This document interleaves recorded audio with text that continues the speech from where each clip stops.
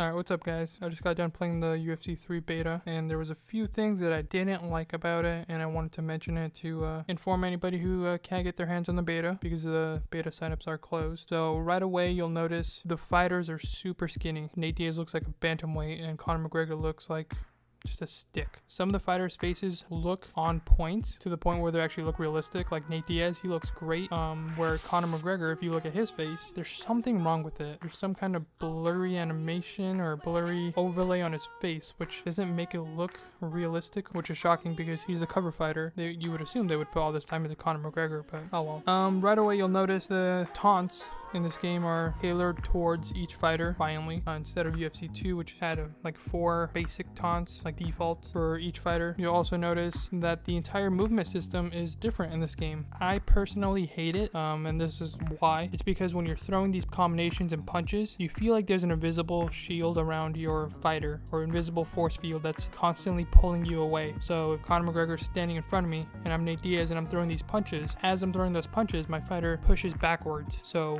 you would assume, what the heck, you know? But as I'm throwing a punch kick, by the time the 2 punches, or the first punch lands and the second one misses, by the time that kick is coming, he's already so far back that there's no point in throwing that kick. You'll also notice the stamina isn't really a factor in this game. It is there, but when I was playing as Nate Diaz and I went to round 4 or 5, he was still swinging like crazy. You could just spam the punch buttons and he's going crazy. And I'm like, how is this possible? The stamina bar isn't relatively high, and that's just crazy. In UFC 2, most of the fighters would gas out when you're throwing those heavy punches around round 3-ish, I would say, which felt more realistic and just better. Conor McGregor versus Nate Diaz playing in the background, and then I'll show a few clips of the same match but in UFC 2 and just show you the graphical comparisons between them and the animations, which is very disappointing. So if you're looking forward to the animations in UFC 3, it's very disappointing because a lot of it is copy and pasted from UFC 2, which seems like a lazy part on their job. So the victory poses that Conor has after a victory, it's basically copy and paste from UFC 2. So keep in mind, this is a beta, I know that, but at this point there's only 3 months left till the game is released. I don't think they're going to be overhauling the movement system or adding so much more content in, so I think this is basically the final product. Also, when you load up the game and you look at the main menu screen, it looks pretty finished, just a lot of stuff grayed out. So I think this is a very close thing of what we're going to get at release, which is a bit disappointing. Some of the other fighters that I had issues with was Michael Bisping. They showed in that trailer, he looks scary, he looks possessed. If I was Michael Bisping and I saw myself look like that in the game, I wouldn't be too happy. In UFC 2,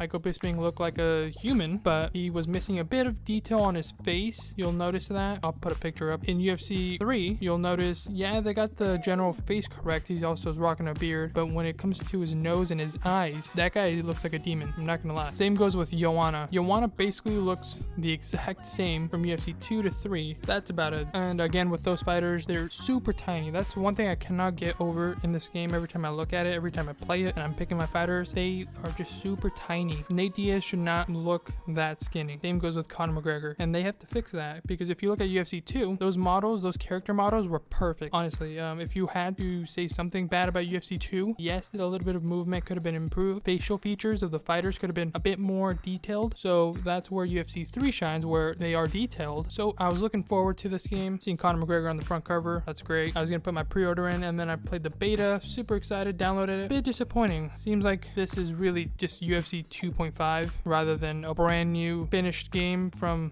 scratch. So in conclusion, they basically added was a movement system. That's what they're promoting as well. There's the all new movement system. Every move can have a consequence. I think that's gonna really hinder the game a lot, because when I played the game and I was doing the Nate Conor thing, you'll notice that the movement system doesn't quite work well yet. I'm saying yet because first off, it is a beta. Second off, they could be updating this game numerous times for feedback they're getting. But when I played with the movement system, every single punch you're throwing, the character is sliding backwards, and that just made for a not fun experience, because some of these punches could have landed and they could have won the fight for the fighter, but instead, because of that movement system pushing everything back, the punches didn't land, the kicks didn't land. So is this game worth $60? I will say no, it is not. You are better off buying UFC 2 if you haven't bought it already. I'm pretty sure it's been on sale for like ages. It's exactly the same game as UFC 2, if not worse. The movement system is super wonky wonky. I don't know if they could fix that with the patch or what they can do at this moment with the game they have. I still think UFC 2 is a much better game. The movement system's way more polished there.